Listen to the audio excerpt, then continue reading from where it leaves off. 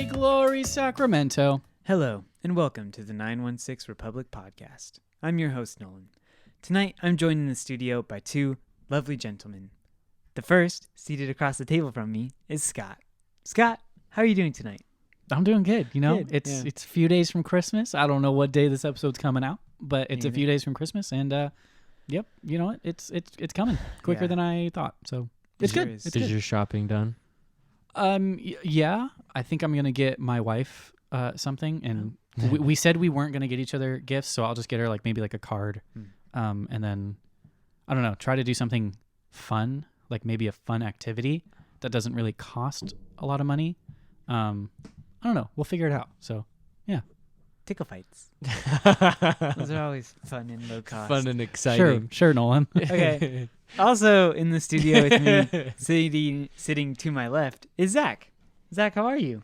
I'm doing good. I feel like we haven't been here in a while. I'm very happy to be back. Yeah. Back in the studio. We are back in the studio. Yeah, because was the last time we recorded the interview?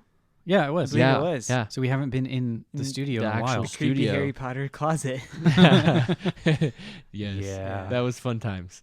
Good memories. Well, Well, I'm doing good, Nolan. Thanks for asking. I would like to take a second and promise the listeners that more intros and better intros are in our near future, but I just... That one was great. I don't know what Didn't you're talking write about. That was Yeah, good. no, it was good. Yeah, that Straight was to the great. point. Clear, honest, We got to know each other. concise. Yeah. Any other pleasantries we'd like to exchange before we get into it? Wesley, Nolan's brother, thank you in advance for your gift that I have not opened yet. Yes. Thank you, Wesley. We were debating on what we thought it might be. It's a square box about Ooh. 7 inches Across. across. Yeah. So, You can fit some good things in that. yeah. Yeah. Like... And with your brother, I'm not game sure what That you want to Yeah. even open it I- in general. yeah. Yeah, you never know with him. I think I definitely don't want to do it in front of my parents. Let's put No, it that way. that's yes. Maybe smart. not in front of Emily either. No, yes, also smart. Yeah. Open it alone. In your car. Okay. But also that's still creepy. Anyway, moving on. You know what's not creepy? Nolan. Oh. Wow. It's been a while since I we did smell it. this. I smell a transition I coming. smell a transition. So, I don't even know how to get into this. Just say it. Just say it. So, the first order of business in the news segment for tonight's show is that Charlotte, a city in North Carolina, for those of you who didn't know where that was, I had to hope look it most up. of our listeners are smart I knew enough. it was somewhere in that southeastern region of the United Charlotte. States, but I wasn't sure if it was like Virginia or like, Okay. but it was North Carolina. So Charlotte, North Carolina has been announced as the 30th team in Major League Soccer. So they will be joining the league in, is it 2022 or 2021 with before Austin. Sacramento? Yeah. Okay. Wow. Well, I mean, they already have a stadium, Okay. so Soccer specific, or they're going to play in the? we're going to play in the Panthers Panthers. Stadium. It's Okay. the Panthers owner. Okay. It's the same guy. Ah, gotcha. They've played like International Champions Cup or whatever Yeah. games there before. Cool. So, Good for them. We're happy for them.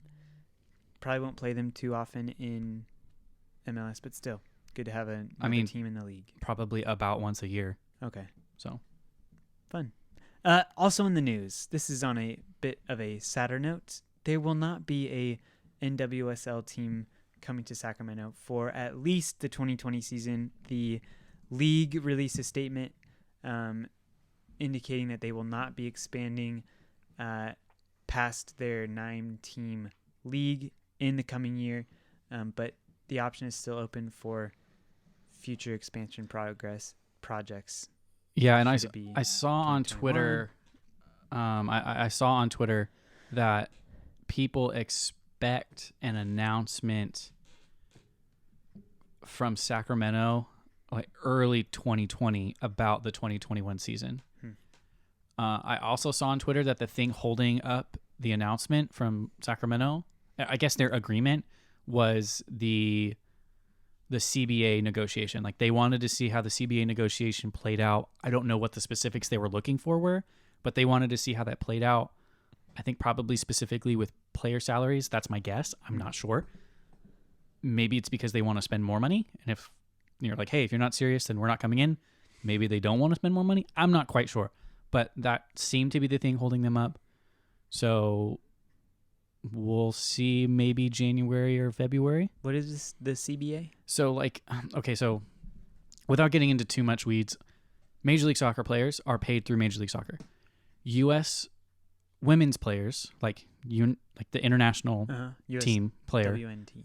yeah, get their salary both through the national team and NWSL. So if you're like a women's national team player that's on an NWSL team, like you get some of that, like some of your club salary comes from the national team. Like it's all kind of lumped together to kind of make NWSL viable, I guess. Yeah. So I think Sacramento was waiting to see the negotiation of that CBA. I'm not sure. That's just one report I heard from like a genuine sports reporter. Okay. That wasn't just somebody on Twitter like, oh, this is what I think. Yeah. So, yeah, we'll see. I like that voice. No, thank you. What is what I think? Furthermore, some sad news. Very sad. Indomitable City Soccer is a very popular website amongst the Sacramento Republic world. It is being shut down. It was run by SB Nation. And with the new laws that California has passed, it has made things like Indomitable City Soccer difficult for SB Nation to hold up and continue to do. Will Hodges, the editor-in-chief, He was the editor-in-chief, yeah. editor-in-chief of Indomitable City Soccer, has stepped down. We will probably have more news on this as it kind of develops, but yeah, definitely some sad news as Will Hodges steps down and Indomitable City Soccer is kind of also getting dissolved, I guess, probably. So there's kind of two pieces of news. One is Will Hodges stepping down, which it sounds like from what he said was going to happen anyway. Yeah. So we're sad to see the Great guy. editor-in-chief go. Yeah, great guy. Nolan and I met him. Nolan talked to him a few times over the phone, stuff like that. But the other news, I guess, would be that because of the California contract law changing, it makes, I guess, being a part of SB Nation as a contract employee, which I guess somehow It's like an independent affiliate kind of a thing. Yeah, it's somehow a fan-run blog they're considered contract employees. I'm not quite sure. Nolan, you kind of had another thought about this. From what I read on from SB Nation's statement on the issue of shutting down most of the fan pages in California, to me it seemed like I don't know, but they said that one, the new labor laws were passed, so it made the current structure impossible, given the labor laws. But then also they saw it as a good time to implement their new vision for SB Nation. So I don't know if that being more professional. I guess I don't know, but yeah. So it was kind of weird. Indomitable City Soccer, from what I understand, could still be its thing, just on a separate site. So whether they make their own website or figure out how to get involved, get hosted by somewhere else on the interwebs, I don't know. But they're just not going to be hosted by SB Nation. Right. Yeah. So that sucks. Yeah. But bummer. some news that doesn't suck is Sacramento has actually announced their head coach. Yay! One that we kind of all thought was coming. Mm-hmm. We mentioned his name before on the show as a potential coaching candidate. Mark Briggs, the U19, and he was the academy director too. I didn't know that. U19 and academy director for Sacramento Republic, gets promoted to head coach. Some people said that they saw it coming because that's what Simon Elliott was. He was the U19 head coach, then gets promoted to the first team. And people had their time to kind of react and process him being hired. Most of the reaction that we saw on social media was positive. I think we think it's positive, just from us talking.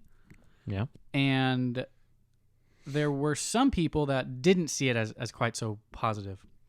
Without getting into too much detail, Mark Briggs has a speckled past. If you read the headlines, that's what you would see.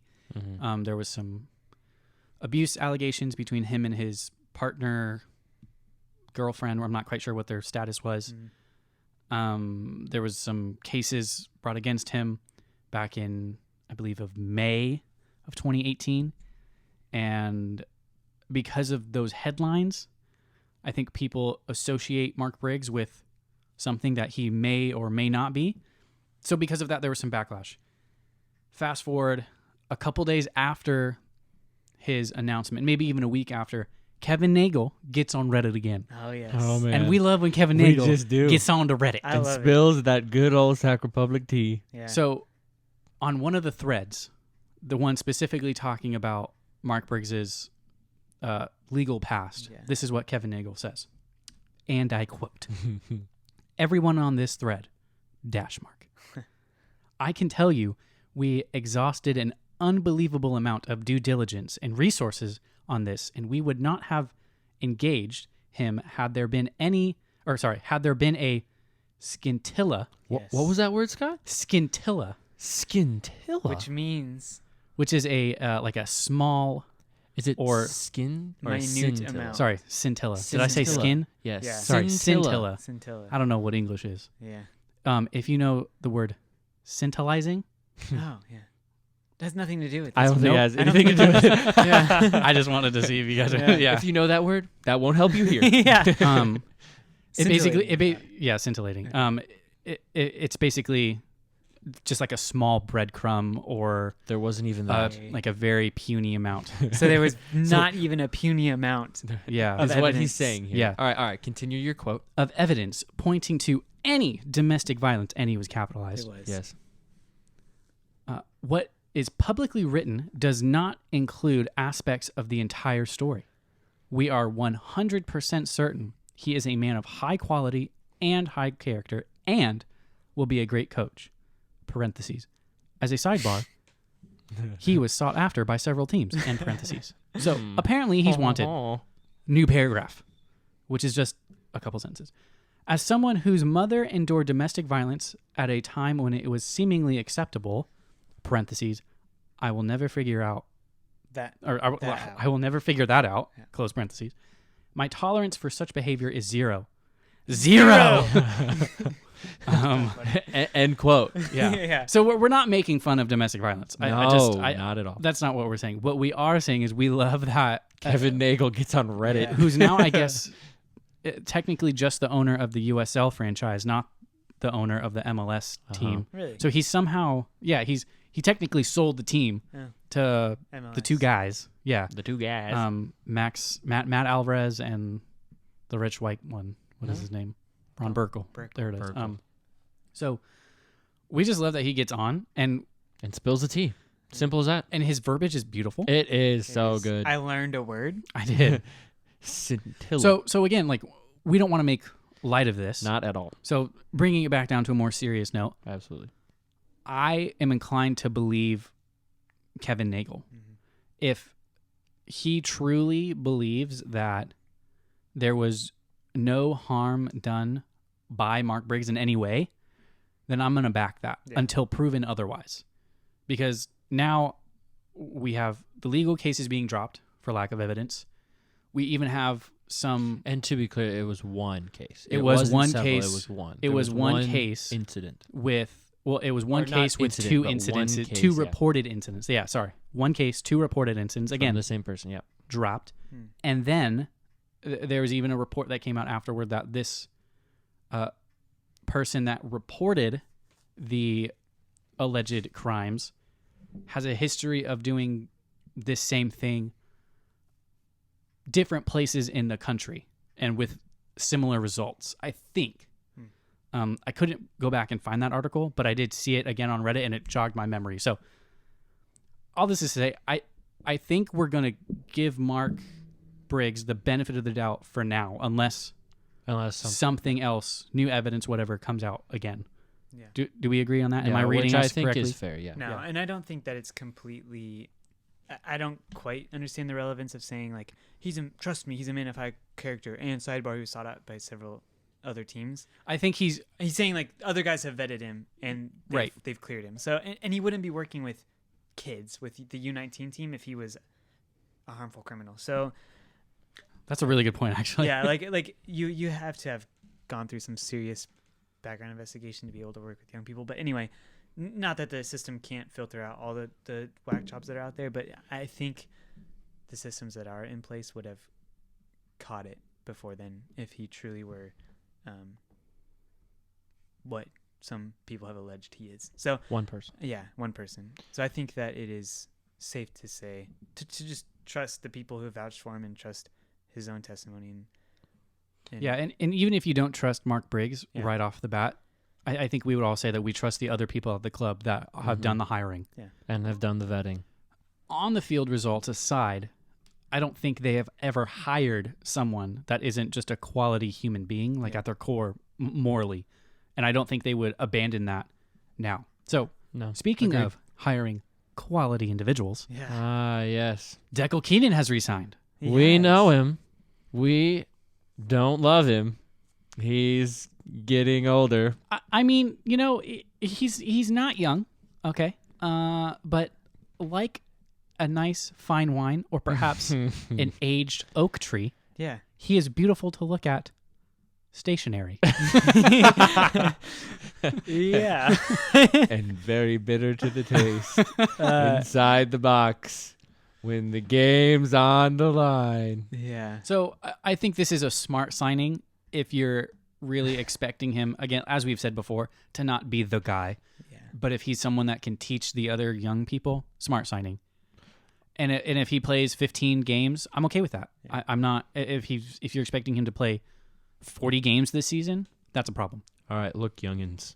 When you're in the box and you got the guy right in front of you, swipe his legs and draw a penalty. No, actually, what Declan Keenan does is he throws elbows into backs of people's heads. And He- if that's that what he doesn't does. work, throw an elbow. Yeah. Yeah. Yeah, I'm not too happy about this. But you can't argue his experience. He's No. played in Israel. He's played in the Premier League. He's Yep. played in the Championship in England. He's played in Champions League qualification games, in Europa And League I think qualification games. All of that is why we gave him a good shake for a good year. And we saw that he's incompetent now. And I don't know why we re-signed I mean, him. to defend He is him a little bit, liability. He's had USL success also. He won the USL Championship with FC Cincinnati 3 years ago. Yeah. He captained that team. He was a starting center back for Sacramento in their relatively deep playoff run last I year. mean, it was 3 games. Yeah, and to be fair, we all remember him for that conceding the penalty. Yeah, getting against suspended 2 games Alcázar. for elbowing somebody in the head. That Yeah. was dumb. But as a defender, these things happen. I don't like this signing. I respect Scott. I respect Nolan. Thank you. Let's move on to a much more exciting signing. Yeah. All I'm saying is I don't hate it if he's used properly. Yeah. That's it. That's all I'm saying. As a All right. mentor for the younger players who have I don't trust him as a mentor. come into the team. It's like, Okay. I don't Let- know him as a let's- person. So let- I can. yeah, all right. Hey, moving on. Okay, moving on. There was another player that was announced that is coming to Sacramento in 2020, and it is Carlton Belmar. Very excited about this one. What? This is a big announcement for Sacramento. I believe it was the first roster announcement that was not a re-signing. That is correct. Carlton Belmar is an attacking player. According to Transfermarkt, he is most comfortable on the left wing, but he can also play on the right wing and as a central striker, and I'm sure could play as like a more advanced midfielder as well, should he need to be fitted onto the field. Last year, he played for Nashville SC, and it's interesting. Last year, in terms of goal production, Carlton Belmar was not very impressive. He had 3 goals, 3 assists Yeah. in 32 games. But Nashville was not a trash team. They were second in the Eastern Conference, and he played 32 games for them. So I didn't go back and watch, hours of highlight footage to see just how much this guy did outside of scoring and assisting. But I'm assuming he did quite a bit, given the fact that he was allowed to continue to start Right. in a successful side. So I think Nashville's struggle from year 1 to year 2 is the same. They didn't score a lot of goals. I think they did better this year, but the first year they had an amazing defense, but they couldn't score. So then they bring in Carlton Belmar, thinking that might help solve the problem. And I mean, he really didn't add that much, but I'm starting to think that maybe that wasn't entirely his fault. Yeah. That could be just a systematic thing. Yeah. And like you said, he's comfortable on the left wing, but he can play right wing or striker. Well, he wasn't playing striker. So if he's playing, like you said, as a more retreated midfielder, again, we didn't go back and watch him because we know he's a quality player. Yeah. So I'm going to go ahead and say it's a system thing because everywhere else in this league he had been successful before. Yeah, he was signed with Kansas City for a bit, played for the 2 team for a while. And played for Portland Timbers too as well. Okay, so he's been around. He reminds me of Adama Traore who plays for Wolves in the Premier League. Okay. And I looked at him. I was like, this is a big man. Then I looked up his height and weight, and he's 5'11", 159 pounds. And then I looked up Adama Traore, and he's 5'10", 159 pounds. So wow, that's the same little. You could say I have a pretty good eye for sizing someone up. Anyway, he is he just looks big. Like okay, 160 pounds is not that big. But anyway, in the soccer dude. world, so he has a bit of muscle up front that I don't think Ian Bijev is or even Cameron Watts. He's a smaller guy. But I think he fits the system very well because he's a speedy player. Yeah. And he can take people on the dribble one-on-one. Yeah. Which the only person that we had do that relatively successfully last year was Sam Werner. But he's not exactly we're in trouble because they're pressing, let me play it long. Sam Werner can hold it up and do something with it. Like, if you're not playing a ball over the top for him to run onto, he's not going to get it. So I think Carlton Belmar, can do that. He can hold up play. He can also run onto a ball that you play over the top to him or through to him. And we no longer have to rely on Bijev to be that player because Cameron Watts is not great at that hold up play. And with Bonomo probably not coming back, we need somebody to be that hold up player. So now it looks like we have that hold up player. Yeah. Yeah. I like what you said. It could be an Anna Volson type deal. Could be a Bonomo type deal. Like, it is kind of a bit of a question mark, but I am very hopeful. Yeah. Anything else on Carlton Belmar? I mean, we could talk about him for a long time. Just go back and look at his highlights. Just look at the goals he scored against Sacramento. Yeah. He seems to be very successful. So I don't know if we need to talk a lot about him because I think he's just going to be super successful. I agree. And his body of work speaks for itself. I don't think we have to justify this signing. Do you guys agree? No, I agreed. Yeah, totally. And if you don't believe us, just go on YouTube and look at what he's done. Look at his stats. Him up. Yeah, do some scouting for yourself. I was watching, he was playing in the snow against Reno. I didn't see these. I think he was playing. Did he play for Reno? No, he played for Kansas KC. City. He was playing in Reno, and it was snowing. He scored 2 goals. 2 goals. Yeah, it was kind of cool. They were weird because it was in the snow, but still, I can imagine. It was fun. So another player that got signed is Andrew Wheeler Omunu. Yeah. Omunu. So 2 last names.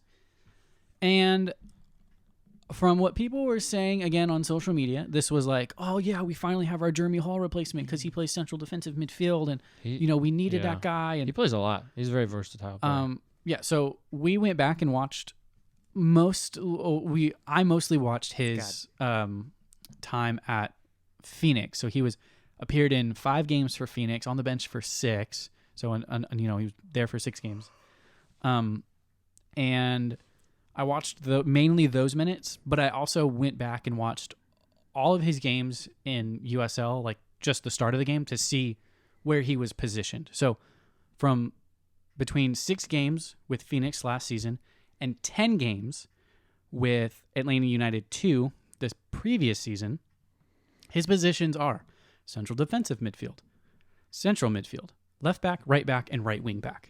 Those are all the positions that I saw him play in 16 games. Sorry. That's also including his time with FC Tucson this past season. He played 20 games with FC Tucson. Who are in League One. One of those games he had to play left back. Okay. So he only played left back once. Mostly he was either a right back or a holding midfielder. Okay. There were probably 5 games of those 30-ish games, 35 games that he played number 8. He was a box-to-box guy. And then 1 game where he had to play right wing back. So he about half the time it was split, holding midfield, right back. He's 5'9", 174 pounds. So the way I see that stocky guy is he is a taller, stronger version of Ray Sari. Yeah. So think of all the things that Ray Sari did really well. He's a ball winner. He's a kind of a possession shuttler. That's what Andrew Wheeler I'm just going to call him Andrew Wheeler. Yeah. That's what he does well. His weaknesses, well, he gets kind of lost in the game, especially with Phoenix. They're a very systematic team. You need to fit the system and know your assignment and perform it at the right time. He was kind of coming into that team not being drilled in their system, so he got kind of lost in the game. And, you know, I'm afraid that if he's a backup, that might happen again too. He also tends to lose the ball in possession, which goes exactly opposite of what he's supposed to do. He's supposed to win the ball and then start the counterattack, not lose the ball in possession. He can also be a little bit slow to make decisions. Like it didn't matter if he was with Atlanta or with Phoenix. He would have the ball and just have his head up looking around the field as to what to do and then just play a safe pass. So I don't think his passing range is that wide. And I heard Rick Shantz, the Phoenix coach, yelling at him from the sideline, you know, wait, Andrew, wait, like don't press. And then, okay, go. Like, you can kind of tell he didn't just naturally go from FC Tucson in League One to Phoenix Rising in the championship, which people might not, but that's what I noticed about him. Just really some other quick stats. With FC Tucson, again, 20 games. He spent, in his 70 minutes with Phoenix, scored 1 goal. The only time he was there was when they needed a backup defensive midfielder because Kevon Lambert was away on international duty and they had an injury. Again, only substitute minutes. And then 2018, in his 10 games for Atlanta United 2, scored a couple goals, and 7 of his 10 games were midweek. So again, only as a secondary option was he there. FC Tucson, he scored a couple goals again, so he's got some range. So maybe that's another strength, but I really just see this as a backup signing. And which is not a bad thing. I showed you guys a couple of highlights. You guys watched a couple of highlights. I watched one in particular. Banger. So again, like maybe that's kind of the ace in the hole is like, but I can shoot from distance. Yeah. So I don't know. I don't know if you guys have anything to add. I think it's interesting that he played 4 seasons for Harvard, like the Harvard. So that's just interesting. He seems like a smart dude. He's a smart guy, yeah. I wonder what he's like to talk to. I also saw on his Wikipedia page that he's like, I don't know how you become a certified musician and like artist, but he creates music.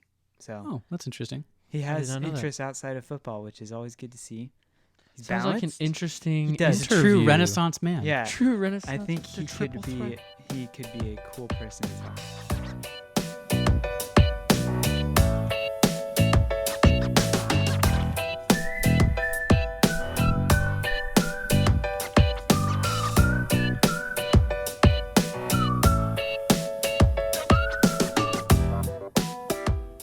We are going to go through 3 names, one for each of the co-hosts, for people that we want to see come to Sacramento. So Nolan and I both have center backs, and then Zach has a goalie. So this is kind of a defensive-minded podcast. We'll get into the midfielders and forwards. Might not get into the forwards because that course kind of seems to already be figured out. Yeah, figured out. Yeah. So we're gonna get into that now. So Nolan, we'll start with you. So. One thing you may have noticed from Sacramento's roster activity is that they've not signed very many center backs. 2, in fact, and neither of them... Yeah, 1.5. 1.5. We don't seem to have tons of confidence in them, so I went out, and by I mean Scott posted in the Google Doc some options for me to go research. Nolan humbling himself here. About center backs. But one guy whose name I did recognize and decided to advocate for coming to Sacramento is Thomas Hilliard Arce, who is a Costa Rican American center back who played the 2019 season with LA Galaxy 2, was signed to an LA Galaxy first team contract in 2018, played a couple games for them, went down to the 2 team, so it was up and down his first season, was a solid starting player in the 2019 season and for the 2 team, and has just been released by LA Galaxy, so he is no longer affiliated with the Galaxy organization, so he is free to sign with anyone. He's 24, and I am assuming he's looking for an ambitious USL club to join. And he doesn't just want to, get kicked all night long in Oklahoma. He wants to play to win things. He is a former teammate of Drew Skundrick and Sam Warner. Played with them at Stanford. He won the NCAA tournament with them, I believe, 15, 16, and 17. Those 3 years. Those 3 years. Yeah, that sounds right. Because I remember him being a very highly rated, like top 10 pick for the LA Galaxy. Yeah. In I think 2007. I think the same year as Andrew Wheeler, I actually was drafted by Atlanta. Really? I think I'm not 100%. Yeah. But I think that's right. Interesting. Yeah, and he is a good player. He actually has as many USL goals in 2019 as Carlton Belmar, which is interesting. Three. Trace. But you know what? A goal is a goal. And he's a center back. So that's interesting. He can add to the goal production side of things. He's a good player. Just maybe wasn't at the level that LA Galaxy wanted him to be. And one thing we can see from his time in MLS is his salary, which I just think is interesting. He was on $90,000 a year, and then I was looking on the MLS salary website, and there's like a $90,000 like guaranteed, and then like 114 that were like compensation or I wasn't sure if those were performance bonuses or just like so per diem is factored into that or something. No, like that. It's kind of vague on purpose. Okay. So you're not going to be able to really find that out. Yeah. If you to simplify it can be a number of different things. Performances, what's it called? Not scholarships. Why am branding? So he appears for like I know what no, pictures. He'll be in an Adidas commercial. Yeah. He what's that doesn't called? work Sponsorships, I guess. Sponsorship. Like marketing deals. kind of like so companies that will contract with the league. Maybe he's a part of some of their advertising stuff like that normally your agent would negotiate independently, but because of MLS, it can be stuff like that. It can be a lot of different things. Okay. Yeah. Okay. So the only reason I bring up salary is because Emma Clementa, a player we all know and love, and who we really value, we think he's an excellent player, was only on $67,000 a year with the LA Galaxy. So this guy was making significantly more than Clementa, indicating that LA Galaxy thought more of his looked at as a higher ceiling. He's a greater asset. Yeah, So, and again, that even gets a little bit hairy because to get these guys out of college, you kind of have to pay them a bit more. If you hear of a thing called a Generation Adidas contract, that's what that incentive is to pay guys probably more than they're worth, but to get them out of college to play professional soccer. So they'll be on, like if you're a top 5 pick, you're making 110 or 115,000 when really you're not going to play that much. So anyway, I just thought it was interesting just because we were able to look at salaries, which we're not able to for a lot of these players.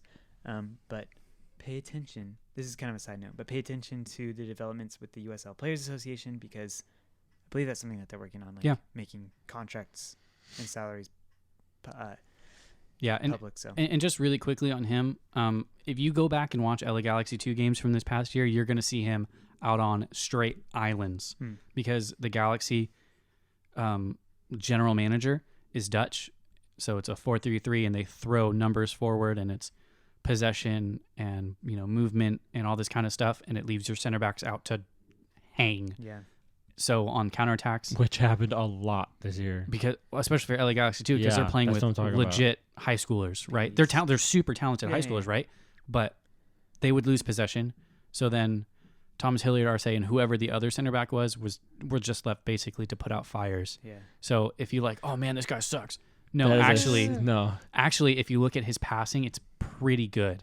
He will land somewhere.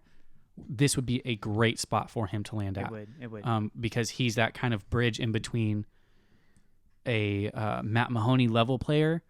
That's he's better than Matt Mahoney, but he's not as experienced as Declan Keenan. He's that kind of bridge. He's like when Todd Donovan comes out and he says we want to be successful and develop players.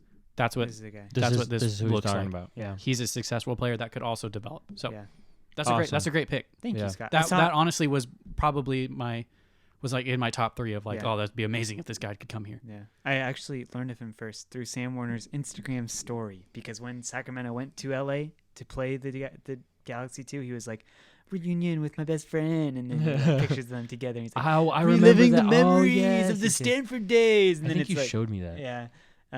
So I was like, I Well, knew he it. plays for Stanford, I knew so his he's name going to and get I knew his signed face. because apparently everyone that plays for Stanford has a home in Sacramento. So Yeah. that's what it feels like. Anyway, I am mad about it. All right, so moving on, I have chosen a goalie or a keeper. A keeper. a As netminder. a netminder. Is that a soccer term? Sure. A Netminder? netminder? Yeah. Yeah. He Okay. minds the net. He minds the net. Oh, mind your net. You know, he's, I don't know. Keeper. I just Yeah. like keeper, but always say it with an H at the end. Keeper. It is a man by the name of Cody Cropper. Oh. Yeah. As you most likely know, we have Rafa Diaz signed to the team. I like Rafa Diaz. Yay. I like him as a backup. And Yay. Starter. and we need a good starter. I think Cody Cropper gives us that. He is a 6'3", 26-year-old goaltender. He is a very athletic. Goaltender. Wow. We're just gonna hit them all. Yeah. We're just What are gonna we hit them even all. talking about now? Different names for goalies, Okay. Nolan. Keep up with it. Okay. He's a very athletic, very aggressive goalkeeper. There's another one. Yeah. He played 6 years in England for Ipswich U18s, Southampton's U21s, 23s, MK Don U23s, as well as for the US U20s and U23 international teams. In 2016, he came back to the States to play for New England Revolution, held the starting spot there until this past year when he lost his job to Matt Turner. Didn't play bad, just lost his job to somebody that's better. No, and Cody Cropper actually took the job from Brad Knighton, who's older. He's like 34, I think. I was looking up today. All 3 of these goalies, Cropper, Turner, Solid. and Brad Knighton, are actually really good goalies. And it just so happens that each of the past years, a different one has been hot. Yep. So Cody finds himself not with a starting job anymore. He gets loaned out to Hartford Athletic for the last 9 games of the season. I know, dude. sorry. Okay. They had the second worst goals against number. So he got some work in. Oh, he got some yeah, practice. he got some okay. serious work. He's ready. Second worst in the league, second only to the middle schoolers over in Tacoma. Yeah. Showed a lot of promise, has definitely fallen far from his potential he showed early on in his career. This is a guy that was an international player for the U.S., was in England, in the Southampton club, in that system, played U23s there, was, that's a premier level club. Yeah. So it's definitely fallen from there, but he's still relatively young by keeper standards. And given the right fit, I think he could reestablish himself as a solid MLS caliber keeper.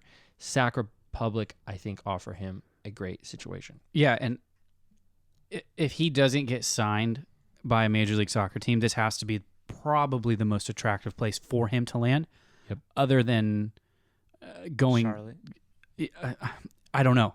I was trying to think like maybe if he's able to go to another team that's about to expand, like he could go to Austin, but that's not the same organization. Same thing with Miami. That's not, or sorry, Miami's expanding right now. They already have their goalies. Anyway, yeah. I think I like what you said that he is young for a keeper, because if you look at his age and go, oh, he's 26, like, well, keepers can play till they're 35 very easily. Dom. Yeah. Jakubek. So, I mean, he's 40 That or would be whatever. good. Yeah, he played forever. So I think that's a great option.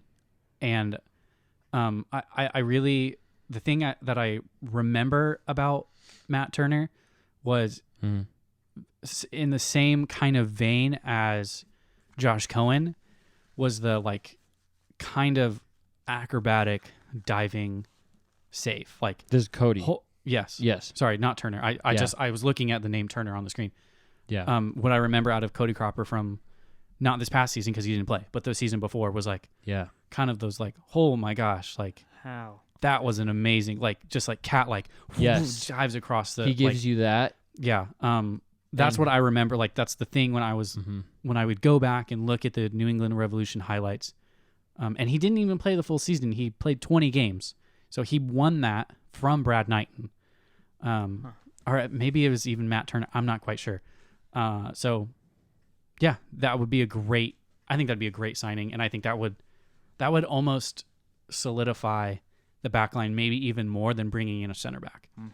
Because goalies can see so much more and can communicate. And, so. Yeah. And I watched some highlights on him, and he's shown to be a good distributor too. And it's something that I think we saw with Shuttleworth is guys that have played at a higher level, they just distribute better. It's, the higher level you play, the better distributor you are. Definitely better than Rafa Diaz. And we don't hate Rafa Diaz. We're just stating his clear weaknesses. Yeah, we like him as a backup. And so, yeah. Cool. All right. Well, I'll wrap things up here really quickly with Hassan Ndam, a Cameroonian. Yes. I don't think he's been capped by the national team, but he has made appearances for their U20, U21s, I think, maybe U23s.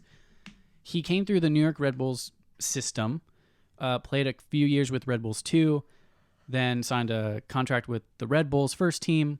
He's 6'4". He's 21 years old, which I think is his biggest upside.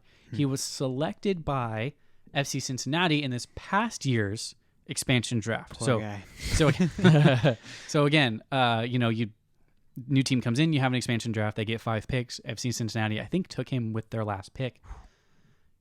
He didn't see the field with FC Cincinnati, which maybe is a good thing because they were garbage. It was bad. So he got loaned out to Charlotte Independence, but he only got 5 games. So I think maybe Cincinnati saw the writing on the wall, like, hey, we suck. We might as well loan him out to get him some minutes. So again, he got 5 games, was fine. Yeah. But there were times with the New York Red Bulls where he was the best player on the field. There were times where he was the captain and the leader of the team. Of the Red Bulls too? Of the Red Bulls too, Okay. yeah. The year in 2016 when they were like... 2017, 2018. The year after. Those are those 2 years, yeah. Yeah. So I think the Red Bulls pegged him as like the next guy up. Yeah. And then he got picked in the expansion draft, and I think they were fine with it because they just have such a good pipeline. Yeah. So, yeah. I think the thing I like about him most, again, is his age. He's already got 3 years of experience as a professional, even though last year he really didn't play a lot. Yeah. So I think this being his contract year, his contract expires in 2020, the end of 2020. Sacramento can maybe get him in on loan as a super extended preview and then say, okay, hey, you're probably not going to get re-signed by Cincinnati. We're going MLS. Yeah. We could sign you to basically a guaranteed MLS deal type of thing. Yeah. Like Major League Soccer Sacramento could sign him and then loan him down. I don't know. There's a whole process, but basically we could get him in now. And by the time we go Major League Soccer, he's only 23 and he's got 5 years of experience playing professional football. Yeah. So I think he's great. I think he could do it. He's huge. And we just need that. We need that big physical presence. I think that was supposed to be Ducko Keenan. Didn't work out. Mitchell Tainer ended up doing that, which is great, but it doesn't look like he's coming back. I think we need somebody to be that presence.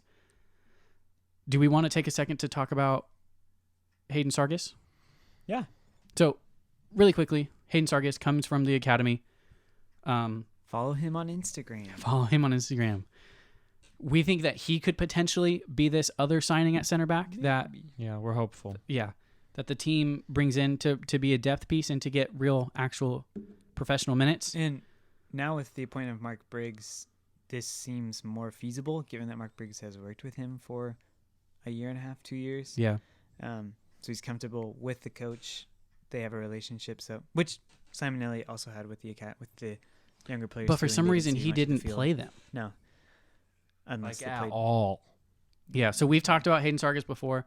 With now the appointment of Mark Briggs being official, we think that Hayden Sargis could actually see the field. Yeah. And we wouldn't mind if no other center backs get signed.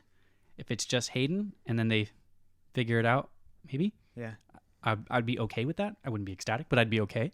I'd like to see one center back come in, but Yeah, I'd like to see one. So anyway. He's been hustling. He's with a coach in he's Sacramento. been on that grind. Like a trainer, a soccer personal trainer or whatever. I see it on Good his for him. Instagram. So he's He's making moves. Putting in that work. He's grafting. Putting in that work. All right, guys. It is right at that time. It is right at that time. We don't know when we'll be, like, we're not going to be back next week because The Christmas. holidays. it's the holidays. Some of us are traveling. Yeah. We've got meetings set up in early January, Mm-hmm. talking about the next interviews we got coming. Yeah, So some fun stuff. Some fun we're stuff on the not- horizon. we're not quite sure when we'll be back, but we also aren't expecting a ton of news from the team. We just don't see a lot of news come out around this time. Yeah. I imagine they're all not working. Yeah. Really quickly, we did have another segment planned, but we're just going to cut it. Yeah. This is what I'll say in instead of that segment. The other names that we had on our list of potential center backs, Sean Neals is basically the center back that replaced Hassan and Dom with New York Red Bulls 2. I think he got 9 or 10 games with the first team last year and looked good. He's a potential guy that you could get in on loan and maybe pay a transfer fee for. Eric Holt just won a championship with the Real Monarchs. Yep. And also can play central defensive midfield. Again, you'll have to pay a transfer fee for him, but he's Let's young do it. and looks to be a quality guy. And then Wyatt Omsberg, 6'4" guy from Minnesota United, spent this last season with Forward Madison, played very well in League One. Again, could be a guy that you could get in on loan and maybe pay a transfer fee for. And then lastly, there are 2 free agents. Sam Strong was with Fresno, who are now gone. So he's a free agent. And Kevin Politz is a free agent. I believe he was with Greenville Triumph, maybe. I can't remember the team he was with, but he's 23, had an amazing season. Oh, I'm sorry. Kevin Politz, I believe, just signed with Hartford. He did? I looked him up on Twitter when we were doing. Yeah, he signed with Hartford. Like when? Why would you From do that? December 10th. From Greenville December Triumph 10th. Okay, so I just to didn't see it. Hartford Athletic. Gotcha. Okay, so never But- mind. He's gone.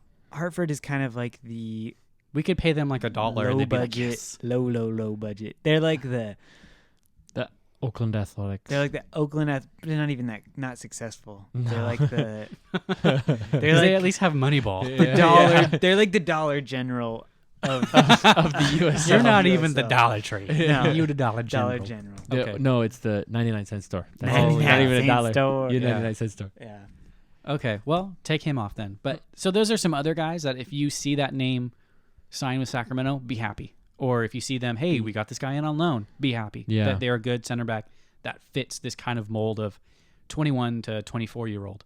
So, yeah. You guys have anything else before we sign off for this week? I think that's it. No. All right. Well, we'll be back in the new year. Enjoy the holiday season. Merry Christmas. Happy Christmas. Hanukkah. Merry- That's a thing that starts, I think. Merry Chrysler. Happy holidays. Merry Chrysler. Yep. Happy New Year. Drink responsibly. Don't kill Yes. your family members. What? Patience. Patience is key Lots of in this patience. time Lots of the year. meditation. At this time of Goodbye, year. the 2010 decade. Oh yeah, dude, that's crazy. Yeah, we're now in a new decade. Dude, Wow. the USL was not even a thing in 2010. Now look at us. I- Look at how. It's incredible. It's come a long ways, boys. All right. Well, as always, glory, glory. Sacramento.